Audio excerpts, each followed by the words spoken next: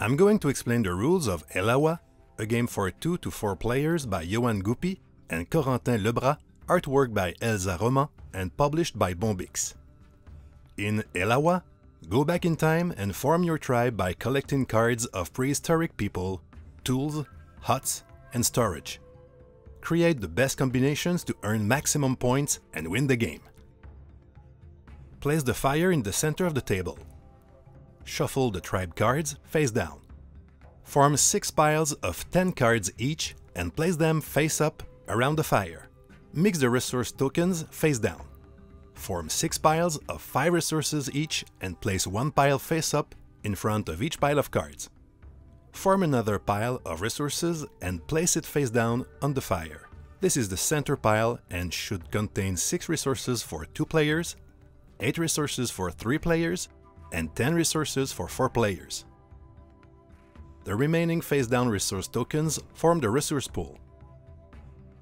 Each of you takes one of the chieftain cards, and then you decide together which side you would like to play with for this game. For your first game, it's best to use the normal side without additional powers. The person with the lowest number on their chieftain card starts the game. Starting with this player and going clockwise, each player in turn takes a tribe card from the center of the table with the associated resources, plays 1 or more tribe cards from their hand, uses their storage cards and manages their resources as necessary. On your turn, start by choosing the card from the center of the table that you will add to your hand. Then take the number of resources that can be seen on the chosen card. To do this, start by taking the top reserve token from the pile in front of the next card going clockwise, then continue taking the top token from each pile after that until you've collected the number of resources shown on the card. When you've finished one of the 6 resource piles, take an additional resource token from the center pile and form a new pile of 5 resources from the pool. If the pool is empty, mix the discarded resource tokens to form a new pool.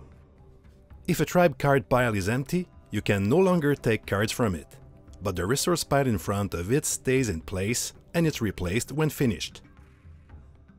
These collected resources are placed on your chieftain card and form your reserve of available resources. Finally, add your chosen card to your hand and play, if you wish, 1 or more tribe cards, paying their resource cost. Bones are wild cards and can replace any resource. To play certain cards, you'll need to discard a card from your hand in addition to play the required resources. Place the card you have played in front of you. It will now count towards your victory points at the end of the game. If the card has an immediate effect, apply it. This may involve taking a visible tribe card into your hand without taking the associated resources, or taking a resource at random from the pool. Some tribes cards let you store reserves that will earn you points at the end of the game. On each of these cards, you can place an available resource corresponding to the one shown on the card once per turn. At the end of your turn, you cannot have more resources than the number of spots on your chieftain, so excess resources must be discarded, and it is now the turn of the next player. The game ends when the last resource has been taken from the center pile. End the current round so that everyone has played the same number of times, and then each player counts their points. Add up the points for each tribe card placed in front of you. Some give you fixed points. Some give you points for every card of the indicated color or type in your tribe. Some give you points for every resource placed on the card. And some give you points for every different kind of resource placed on the card. The player with the most victory points wins the game. In case of a tie, the player with the most available resources wins.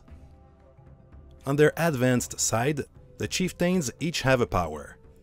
These include discarding 1 less resource or sacrifice when you place a second card in front of you during your turn, taking a tribe card without its associated resources when you finish one of the 6 resource piles, taking an additional resource from the pool when you choose a tribe card that normally only allows you to take 1 resource, or skipping a pile when collecting resources.